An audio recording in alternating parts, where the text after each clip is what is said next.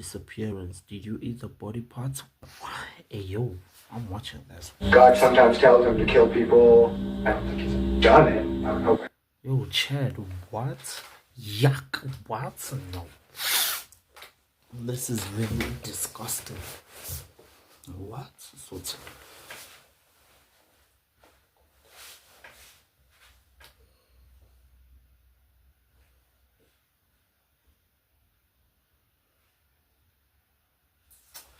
Let's watch this. Before we watch it, let's pray.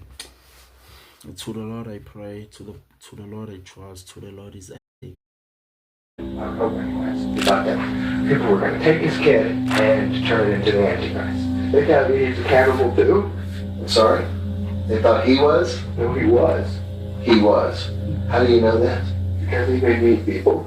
When a man vanishes without a trace in Cortez, Colorado in February of 2008, investigators uncover a twisted tale of cults, devil worship, and cannibalism, hinting that their missing man may be a dangerous figure with a horrifying past.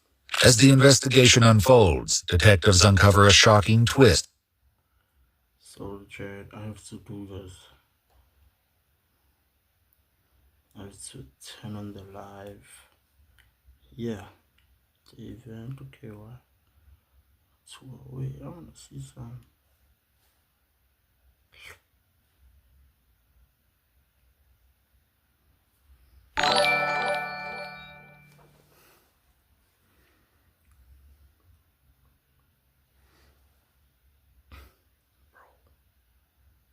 No, it's fine. Yeah.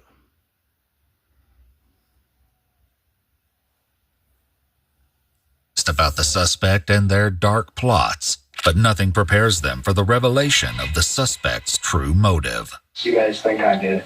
On April 28, 2008, Detective Cox with the Montezuma County Sheriff's Office responds to a missing persons report from a man named Jim about his brother, 41-year-old Jack Berry, who had not been seen since late February. Jack's mother, Sandra, reveals that his son, Jeremiah, confided in her with horrifying information. Detectives bring Jeremiah to the station, determined to uncover the truth about what really happened to his father, Jack. Little do they know their investigation will plunge them into a labyrinth of horrors and expose a shocking history. Any and all claims made by individual witnesses in this case have not been verified and represent only the opinions of those providing their personal accounts. The following footage has never been seen before. Do you understand why you're here? Because my dad's missing. Yeah. Supposedly missing. Okay. He's good at not being found when you need him. So this isn't the first time anything like this has happened? No. Okay. He does this all the time. Okay. Yeah. If you were to guess over the period of your life, how many times do you think this has happened? Where your dad's just kind of disappear up and disappear? 9 times. He always creates some kind of incident and then a lie to go with it. Like last time he said that he got lost in a canyon and couldn't find his way out, and then he broke his leg. I don't think that happened, but Okay. he'll just come up with things. And Jeremiah's grandmother, Sandra, describes her son Jack as a paranoid schizophrenic who is severely delusional, adding that this is strictly her opinion and not an official diagnosis. If you have any knowledge about why your dad's missing or anything like that, you should tell me now. Do you have any knowledge of why your dad's missing? no. Okay. Do you know where he's at right now? Montana, I think. I don't know. So, no. So you believe him to be in Montana right now? Okay. What makes you believe that? Because that's usually where he goes to kind of get away, and he has a cabin up in the woods up there, Okay. and he'll go and trap and stuff. So he has a cabin in Montana? Yeah. You ever been to his cabin in Montana? No. Or I don't know if he had. See, I don't know because I've never been there, but he tells me he has a cabin. Okay. Do you believe him? Yeah. Because he likes outdoors and the hunting and trapping. He taught me how to trap. So most likely, yeah. That, and he's also was talking about how he wanted to become a do border control, not border control. a ranger or something up on the Canadian border. Mm-hmm. He talked about that for a while, but I don't know. He kind of just goes where he wants. Okay. So, like we've kind of established, this probably isn't the first time anything like this has happened then, right? No. This is the first time anybody's called and said that he was missing. Okay. Why do you think somebody would call and say he's missing? I have no idea. The only person that would care would be my grandmother. When Jeremiah's grandmother Sandra was interviewed, she admitted that it wasn't uncommon for Jack to frequently leave quickly without explanation. However, Jeremiah told her a different story than the one he told detectives, claiming his father left for Utah with an unknown woman. Sandra began to believe he wasn't telling the whole truth, her suspicion growing when Jeremiah ominously said he needed to tell her something. But if he did, she would not want him to visit her in Arizona. Sandra's statements hinted that Jeremiah knows exactly what happened to Jack, leaving detectives with the challenging job of uncovering the whole truth. Okay, do you know him to have any girlfriends, or is there anybody he would travel with that would come get him? Or? Yeah, but I don't know her name, so that really doesn't help. Have you ever seen her? Or Yeah, what's she look like? she's from Utah. She's tall, skinny, got hair up to here, black hair, and she has like a new Dodge Ram, and it's like a blue color. And I think that's the only person that I've ever seen him drive off with or go with. But he came back. Where did you see that at? That was when I was at the orchard. The Orchard is the name given to a sprawling expanse of apple trees just north of the Ute Mountain Reservation in Colorado, where Jack had been living in his trailer. They would later search his trailer for clues to his disappearance, unaware of the strange and bizarre discoveries that would await them inside.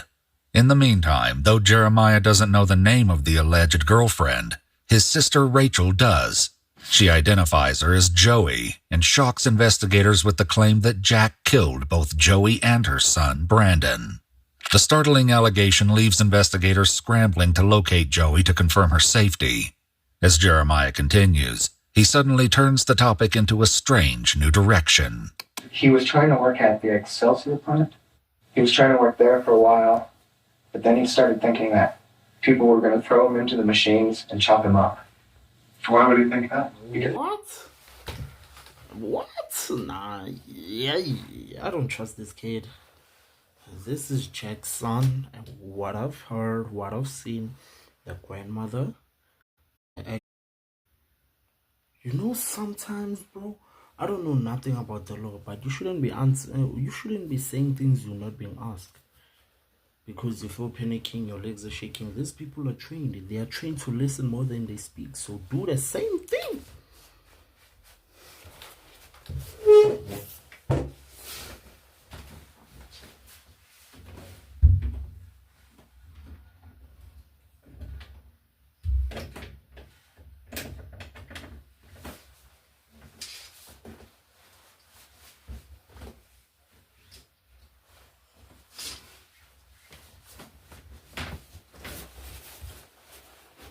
I was closing my windows. It's crazy. And when you said crazy, how do you mean? Like, here's what it is. Oh, I don't think he's done it. I would hope anyways. And that the God I know will never tell you to kill people. So basically, you guys are doing some satanic shit. There's some actually ritual, devilish, Hollywood. I don't like. Well, says that the government's after him, and so there's wires everywhere. He thinks that everybody's wearing wire, like. While these behaviors are concerning, they do little to explain where Jack may have gone, forcing the detective to bring the conversation back to his last known whereabouts. You said earlier that you had last seen him in February. When was that in February again?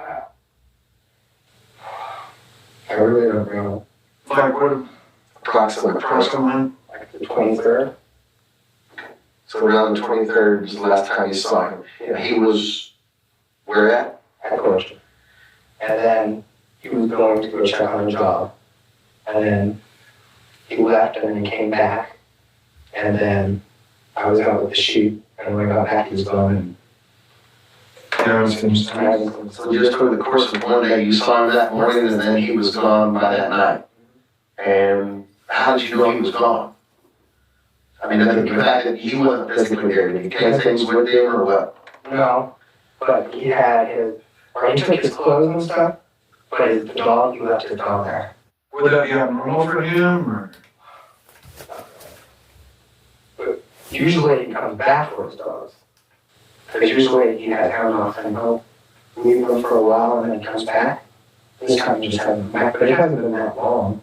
Usually it can be gone 3-4 months before he'll come in his dogs.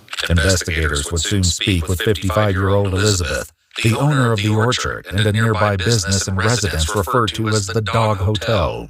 According to her statement, Jeremiah lived with her at the Dog Hotel, where they shared a room for approximately 6 months prior to Jack's disappearance. She described Jack as a terrible person and a freeloader. She claimed he butchered her livestock, once roasting them whole over an open fire.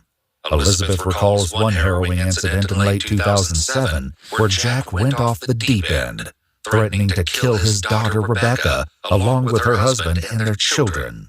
Officers further note in the report that these violent threats led Elizabeth to consider shooting Jack.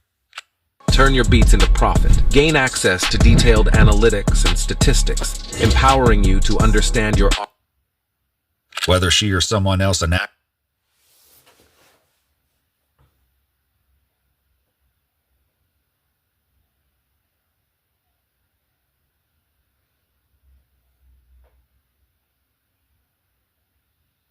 I feel like living in a small community, like a village. It's easy to know. Maybe it might be like 1,500 to 2,000 people actually living there. There's no way you guys don't know each other, and there's a lot of hate. The smaller the room, the more the hate, because the bigger it's easy to get out. Because in the village, bro, like, you know each other. Whoever's coming with a Lamborghini in the village, that motherfucker has to die. Whoever's coming, bro, it's all some sort of... Wow. Acted this dark plan remains to be seen. For now, with Jack still missing, the priority remains locating him as quickly as possible. You know, we're trying to figure out where he's at and why nobody seems to have heard from him for months now. I know why he has a girlfriend. So, No, I don't expand on that a little bit. I just know he has a girlfriend because that's always where he is making more kids. According to Jeremiah's mother, Rita, Jack has as many as 13 children with his 4 former wives and girlfriends. So the day that you went out to tend the sheep, around February 23rd or so, snowing then, snowing what?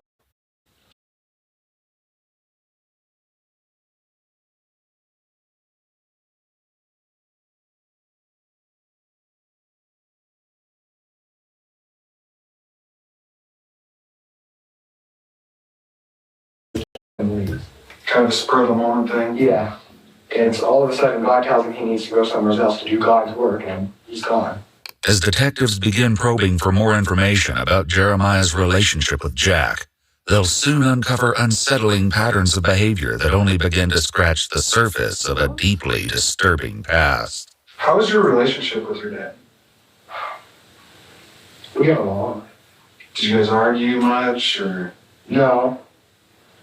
Because before that, I didn't really talk to him. I didn't see him for maybe 5 years before that.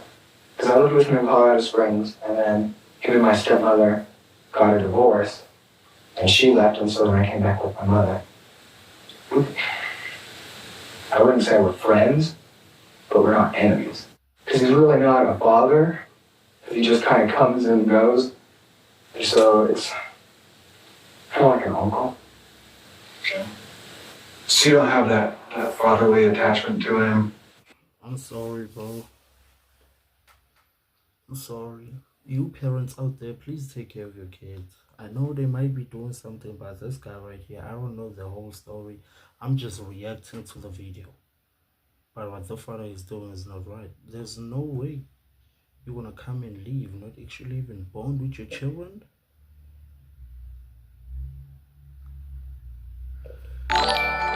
feel like hitting this person right now. Like, I feel like smacking this person.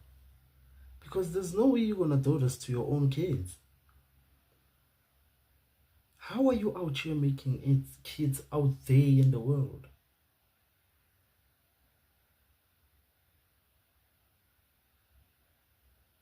And you forget about the first one.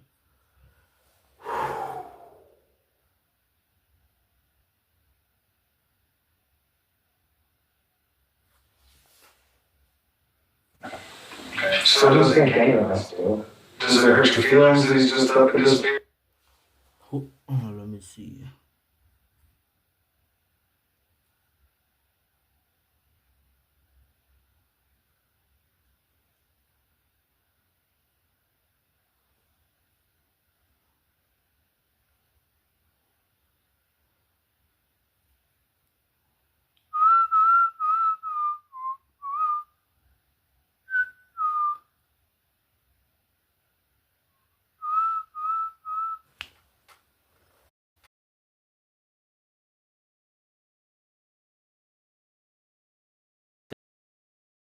For commenting, sharing. Thank you so much. Appreciate it.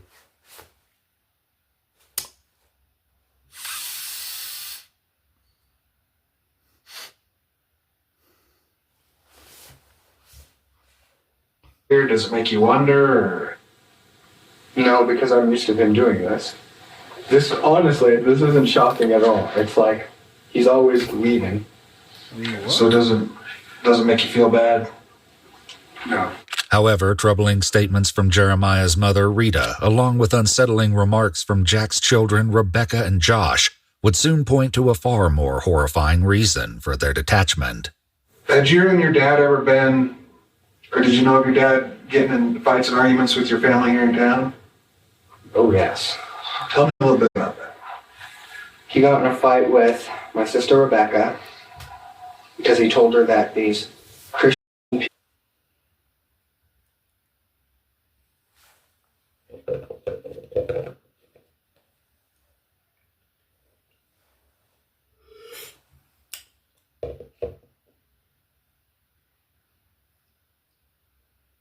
The war in the world was created by people,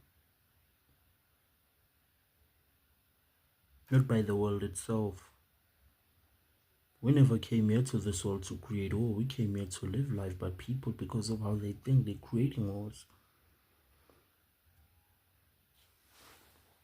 At the same time, he got in a fight with her, and then when he came back, then he threatened to kill. He threatened to kill my mother, my brother Johnny, my sister Rachel, my nephews, and my sister Rebecca, and leave me and my brother Joshua. Did you think he was serious about that? Yes and no. It was more of a bluff. It was like he was just angry. That, and because he's crazy, he just goes off and leaves. And that's really when, after that, that's when he decided, I think that's when he left on this. Whether or not he truly left remains to be seen. However, with the disturbing claims given to detectives by Jim and Sandra, the truth may turn out to be far more sinister. When your dad threatened to kill your brothers and sisters and your mom, how'd that make you feel? Did it make you mad? Of course. I think it would make anybody mad, but it did make me mad, but I didn't think he was going to do it. Let me ask you this, in your heart of hearts, would you believe that your dad would have killed them or could have killed them? Or? No, I don't think he would have killed them. Maybe my mother, but not the kids, I don't think. Why do you say your mom? My dad hates my mother. My dad came out scared my mother. But, because he says that she's a whore and that none of us are really his kids. So he thinks that I'm his kid and my brother Josh. Jeremiah's mother, brother, and sister would each share deeply disturbing allegations in their interviews with investigators. Jeremiah's mother, Rita, described a gut-wrenching history of violence at the hands of Jack, alleging that he would regularly beat and assault her, even while she was pregnant. And we kind of got a picture of who your dad is. Okay? Okay. Let me ask you this. Did your dad ever abuse you kids? Yeah. Like how? physically, mentally. He would use almost all of us. Like, he would make fun of you and make fun of all of us. And he would beat the crap out of all of us. Or no, actually, that's not true. He would beat the other kids, but he would beat the crap out of me. You worse than them. Yeah, usually. And that was also because I was the oldest and he was around me longer than that. Because when he left, most of the kids were still a little young. Josh and Rachel would substantiate these claims, adding that Rachel and Jeremiah had each experienced further, more appalling forms of violence from Jack. These terrifying allegations are only the beginning, as deeper, more chilling secrets from Jack's past continue clawing to the surface. Still, Jack remains missing, and despite the harrowing revelations, none of it points to what may have happened to him. You described your dad several times as crazy as can be. A lot of times that stuff runs in a family.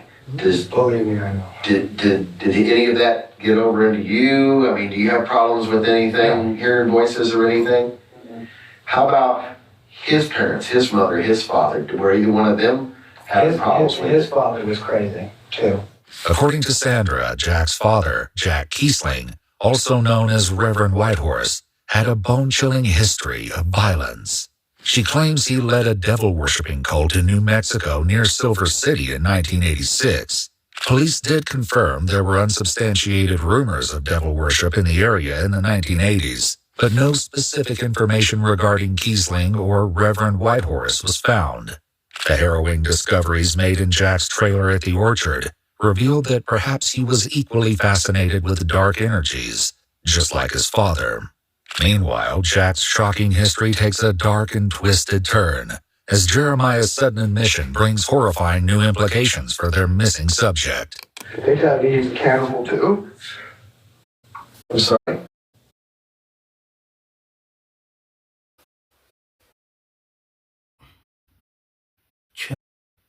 Let me tell you one thing for sure. You see how they're living. They believed in Antichrist. They actually did some devil shit. Do you think people that are actually doing devil shit are living a good life? You might live in the big luxurious house, but if you're moving the devil's way, it's not it. God is great. God is good. God all the time. Pray to him. Nobody else but God.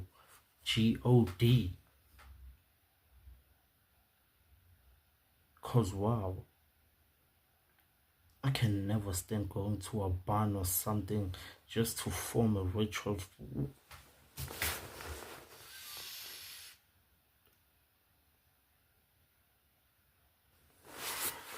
What?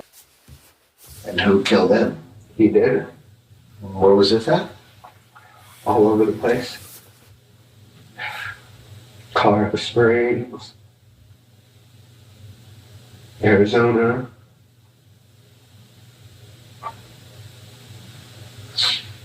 At what age were you when that was going on? Before they put me to CPH, so. Like, I can remember from like 6 and onwards. You actually saw him killing these people? Yes, I think that I should help him. How many would you estimate there were? 13. 13, you're pretty definite about that. Yeah, I can remember them. Josh, Jeremiah's younger brother, recalled seeing human arms and legs in the refrigerator as a child, elaborating on one horrifying incident in which he discovered a human hand with painted fingernails and a large diamond ring. What he says his dad did with the remains would be enough to ruin anyone's appetite. In Jack's trailer, demonic altars, rotting skulls, and scattered animal bones were discovered. Police would also search the dog hotel where Jeremiah resided. No clues pointed to what may have happened to Jack, but several deeply unsettling discoveries were made. In the bathroom, investigators found a glass jar with a pill bottle suspended in a strange liquid. Within the bottle was a dark substance, which emitted an extremely foul odor when opened. The jar was seized by police, though the substance was never identified. Detectives also located several journals belonging to Jeremiah, its pages filled with unusual drawings, hinting that the familial fascination with the occult didn't end with Jack. Jeremiah's haunting desires and a grim sketch would later be found hidden among the pages, leaving investigators speechless. When you say he tried to make you help, how did he try to make you help? Like cut him up, because he was a meat cutter. And he was teaching me how to cut him up so that it would be the most tender. And he would force you to eat them as well. And were they all of these people Mexicans that were illegals, or was there other people involved too? Men, women, what? Men, women, children, just illegals. According to Rita, Jack would admit to having a vile appetite and would joke about his fascination with a peculiar type of meat. She also told investigators he became especially paranoid around Mexicans, despite Rita being of Mexican heritage herself. These people, what put y'all into a position to be able to have him be able to kill him and get away with it 13 times? He would be nice. He was always helping like homeless people. Because he was a meat cutter, he used to sell meat and give meat to different Mexican families. And he would go down to Mexico a lot.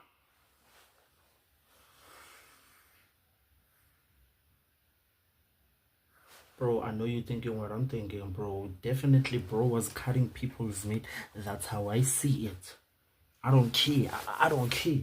Bro was cutting human meat, piling up as if it's like an homeless. How disgusting. And it's not that hard. You can tell when somebody doesn't have a great heart. Or at least that if they came from Mexico, he would take them. How many do you know of in Colorado Springs? 2. 2 Mexican males, both of them. Yes. Amid the distressing allegations of murder and cannibalism, police desperately search for Joey, Jack's former girlfriend, whom Rita's children claim their father murdered. Fortunately, she's located alive and well in Penrose, Colorado. Joey shared her own bizarre stories about Jack, including his claims of working for the CIA and killing people in Bosnia. Joey even recalled Jack saying he murdered his daughter's boyfriend and disposed of the body. How long ago would that have been, those 2 guys? 97? Yeah. You would have been how old then?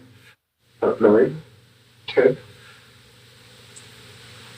And did he kill him in the house where you guys lived? Yes, the apartment. And how would he go about that? Or he didn't kill him in the house.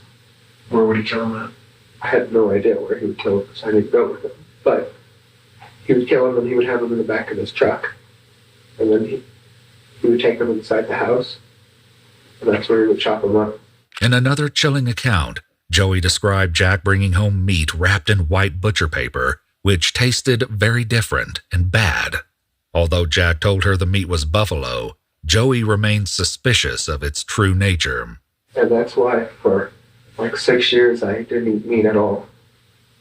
Because I didn't even want to be around the sight of meat. So when he would bring them into the house, they were already deceased? Yeah.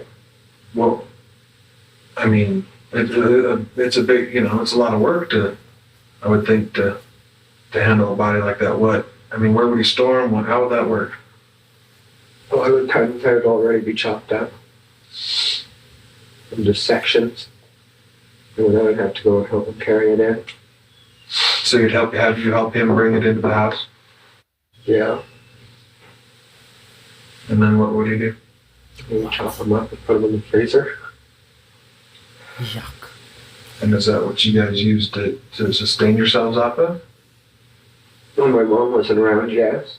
Despite the troubling testimonies of violence, murder, cult activity, and cannibalism, none of what they've heard so far explains or provides any clues why Jack suddenly vanished without a trace, or where he may be. However, the detectives appear to have their own theory, but their subtle hints will not go unnoticed by Jeremiah.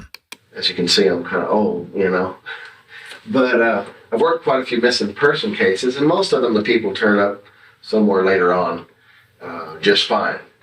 But a couple of occasions, they weren't fine. Some bad things had happened to them. Okay, they were dead.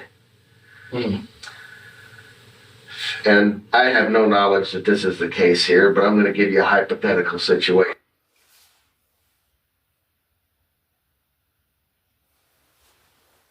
Do you think Jeremiah killed his own father? Because of whatsoever past they had? Because what I've heard for the past 23 minutes and 13 seconds, Jack was not that nice. Jack was not a nice guy. He was not a chill guy. He was just so terrible. Like, what's going on, man? Ish, I'm sorry. I don't understand if you killed your father, but it's not the right way to do it. The minute he laid hands on me, I would have went to the police station, even if it's 200 miles away from home. I would sleepwalking just to get there, because no, man. Okay. If your dad's missing and somebody did kill him, what kind of punishment do you think that person should get? I don't know how to answer that question. What do you think would be fair punishment for someone that killed your dad? Matters what he did to them. So what would make it okay? It wouldn't make it okay, but Do you think that if someone went out and intentionally killed him, they should deserve a second chance? no. Yeah, I don't know. I don't. You caught. Already you caught because you're stuttering, and the questions they're asking you, it's very easy. Do you think the person that killed your father should get a second stage, or what would be the punishment? Definitely, I'd say go to jail. Because already you're self-snitching. Depends on what they did to them. Because we all know, we heard your story, what they did to you guys and your family. So basically, they're picking up on that. My bro, you are not smart, but it's cool though. I'm just a chill guy. I don't see anybody killing him if that's okay. If somebody was to kill him, yeah, then they deserve a second chance. Let me ask you this. Okay. From everything I've heard so far, your dad wasn't a big part of your life. You kind of left your mom, all your brothers and sisters kind of on your own trying to fend for yourselves. And be honest with me. Did you ever think, deep down somewhere, you know what? I'd just like to give him what he deserves. I think everybody thinks that at one time or another. About your father or about their own fathers in general? About people in general. About my father, yeah, about that. But would I act upon it? No. No. As detectives circle back to an earlier admission by Jeremiah, he begins to suspect that there may be a reason for their targeted questions. Like Detective Ellis here, I've done this for a long time. Here's been my experience. If you got a guy, kind of like your dad, in and out, here and there, kind of sporadic through your life, and he's abusing his kids physically, mentally, probably abused them in other ways too. Did that go on in your household? Like rape? You guys think I did it? No, Well, he has this twitching thing to the eye. I have a twitching thing all over my face. No, it's not just that. And then you said my grandmother. Yes, dude. What makes you think that would make us think that you were doing it though? Just those few things. No, just because the questions that you've been asking are interesting questions. Well, that's because they send us to school to teach teach us how to ask these interesting questions. But that doesn't necessarily mean that we're thinking one way or the other just at this point. If there's something that you already now need to tell us or you want to tell us like that, we'd sure be glad to hear it. But There's nothing I would like to tell you. What Jeremiah has yet to realize is the detectives are aware of much more than they're letting on. When Jim first contacted detectives about his missing brother, his suspicion that Jeremiah was involved in Jack's disappearance was not simply based on a hunch, but on a horrifying confession by Jeremiah that would soon transform this missing persons case into a full-blown nightmare. if there's something you know about this, now's the time to tell us, because, you know, if there's something that's happened, you know, we can work through that. So that's why he's asking you right up front, you know, because you're not dumb. You can see, yeah, I would be suspect. I'm the last person people can see it. So yeah, it's just the energy you're putting off is making me feel like, at first it didn't. Actually, at first it kind of did, but towards the end, or not the end, but here's what I'm trying to figure out is what happened to you then. If it ends up him just wandering off somewhere with somebody, so be it. Most likely. If it's more than that, I'm gonna find that out too. Because here's the deal with things like this. Okay. Whether it was just him wandering off, or whether it was something else, we'll find out. our investigation will not end until we know the answer about where he's at. The detectives leave the room to discuss everything Jeremiah has told them so far. When they return, their attitude toward Jeremiah takes a noticeable turn. Okay, at this point I believe that you know more about what happened to your dad than what you're telling me right now. Okay. Okay, once you told us up to this point. A couple of things I want to clarify with you is this. When we were at your house, I asked you when was the last time you saw your dad. Okay, and you told me on February 19th. And all of a sudden it's the 23rd. Okay, when was the last time, Jeremiah, that you saw your dad? You're asking somebody who doesn't keep track of dates. Bro, if I cannot keep track of a day, bro, I don't live life to record. Like, what do this police think that, what? You think I should live life remembering everything, even though I have to, but not dates, time, seconds? Come on now, if the last time I saw a person was February, the last time I saw a person was February. I don't know when. I forgot. Then 4 questions pass by, they ask me again. I forgot about the 23rd. Then they ask me again, think. Oh, the 2nd. Then they come back. We asked you, you said the 23rd and you said the 2nd now. So when last did you see your father? Hey man, I would have told you straight in your face.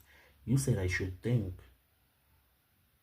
So basically the whole of February, that's when I saw my father. It doesn't matter if it's the 1st or it's the 29th, the leap year. Yeah, for me.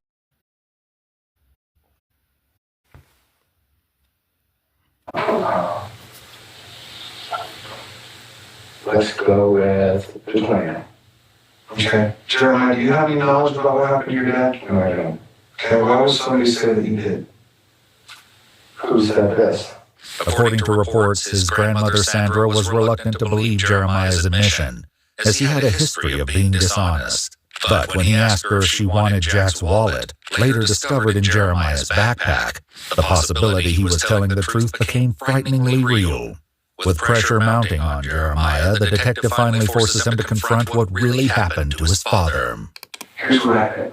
I think that your dad abused you and your siblings for a long, long time. Okay? I think that you were mad, and I think you were angry, and I think that he put you in a situation where you had to make a life and death decision. Is that what happened? What did my grandmother say? Why would your grandma say anything? Because What'd you tell your grandma? yes, he did. Okay. Okay, Okay, here's where we're at. Did he put you in a situation like that where you had to make a decision? Yes. And what was the ultimate result of that? I killed him. What you guys think? What do we think Jeremiah did? Yeah. Are you saying you killed your dad? Yes. How did you kill your dad, Jeremiah? I shot him Wow. Where did you shoot him at? in the head. Where at? Are you saying you killed your dad? Yes. This guy is lighted. This guy is a wow. I shot him in the head.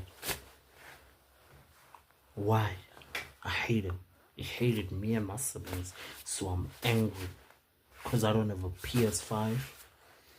Because I don't live in the city. I don't get to see girls twerking. I don't get to walk in the store and people and just grab what I want. You know why? Because I live in Colorado Springs. I'm angry. Yeah. Beginning of the nightmare. At what location? Pressure mounting on Jeremiah, the detective finally forces him to confront what really happened to his father. Here's what I think. I think that your dad abused you and your siblings for a long, long time. Okay? I think that you were mad, and I think you were angry, and I think that he put you in a situation where you had to make a life and death decision. Is that what happened?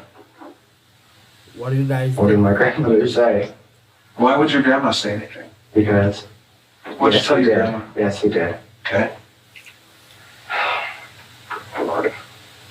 Okay, here's where we're at, Jeremiah. Did he put you in a situation like that where you had to make a decision? Yes. And what was the ultimate result of that? What you guys think? What do we think Jeremiah did? Dad? Are you saying you killed your dad? Yes. How did you kill your dad, Jeremiah? I shot him Where'd you shoot him at? in the head. Where at? At what location? Out in the woods. Jeremiah's startling confession is only the beginning of the nightmare, as his jaw-dropping motivations for pulling the trigger, as well as what he did with his father's body, have yet to be revealed. Where was the gun, or how did that come into play? He had the gun. Okay, how'd you get that from?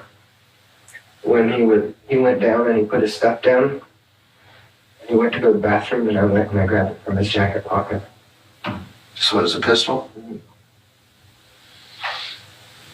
Okay, did you shoot him in the back of the head? Yeah. And then what happened? You said in the forehead earlier. Was it the back of the No, it was the back of the head. The back of the head? Yeah. While it's possible that Jeremiah simply misspoke, this isn't the only odd thing about his confession. According to his grandmother Sandra, Jeremiah confessed to shooting his father with a rifle, not a pistol, and that the shot was aimed at his father's forehead, not in the back. Can you describe what happened after that? I know it's kind of tough, but we kind of need these details as well. Like what? Where did you put the gun? Where's the gun at now? Where is he at? Things like that. The gun I threw into the Ennis River. To which river? The river in Dolores, Durango. Where at? Where were you at when you threw the gun in the river? It's a park. Jeremiah's journals recovered from the Dog Hotel contained a detailed sketch that appeared to be a dismembered body. Several pages also reveal sketches of satanic drawings. One page eerily contains the words, "Kill him," and "I will do what is necessary for my survival." And then I got rid of the body. How did you get rid of the body, Jeremiah? Listen to me, Jeremiah. This is the more honest you are right now, and give us the details, okay? The better it's going to be for you, I promise you that. How do we got that? Here's what we do know, Jeremiah. Your dad was a rotten man, okay? And he didn't do right by you and your siblings, okay? That we do know that. We know that the hell that he put you kids through, okay? That's what we figured out. We need to get this ironed out. I promise you it'll be better for you in the long run. Right. Okay, so you shot your dad, and then what happened? Nothing could prepare detectives for Jeremiah's horrifying answer. And then I chopped him up With what? with knives and hatchet. Okay. And then I disposed of part of his body. And then I disposed of another part, Disposed of what? the torso, Where at? on the reservation. Jeremiah next describes the gruesome process with which he dismembered his own father. He brutally stabbed the severed hands over 190 times before placing the remains in separate buckets filled with cement. He admits to burning the bones, leaving what little remained of Jack to the wild coyotes on the Ute reservation. These beg the question, did Jeremiah plan his father's murder, or did Jack do something to Jeremiah that finally made him snap? For now, investigators focus on recovering Jack's body, or what's left of it. So that bucket, where's it at the dog hotel? In the storeroom. In the storeroom? Yes, but nobody knows it's there. 2 large plastic buckets would later be located in the storage room of the Dog Hotel.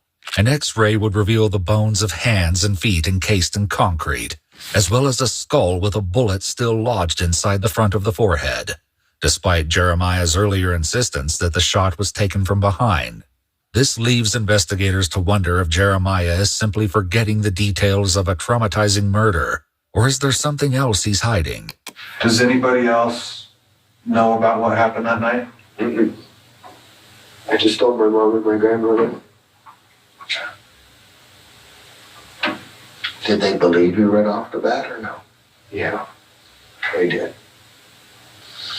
Yeah, because I don't lie. Why would I? I don't, especially to my mother and my grandmother. Let's see how she's helping me though. The axe and the knife that you used to chop him up, where are those items at? They're in the river too. In the river too. How did you transport his torso out there to where you described out near the reservation, or is it really there? Yeah, it's really there with his truck. And his truck is out there also? No. Oh, you transported it with his truck. Yeah. Is that the truck that was out here at the house? Yeah. One in the barn? Yeah. An aerial search of the canyon where Jeremiah claimed to have committed the horrific act was unable to locate any evidence. Jeremiah later led detectives to a location where he said he'd left some of his father's remains, but all that was found was an empty trash bag.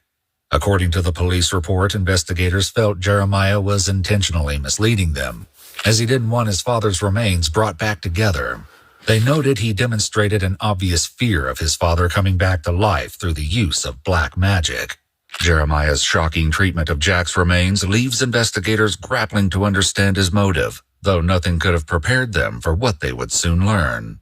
As for the orchard owner, Elizabeth, though she admitted to considering shooting Jack in the past, she was out of town in Boulder, Colorado around the time of Jack's murder, clearing her as a suspect in his homicide. With no proof to support a theory that someone may have helped Jeremiah, and with potential other suspects cleared of any involvement, the detectives worked to identify what could have possibly pushed Jeremiah over the edge. What happened that got you to the point that you felt that that's what you had to do?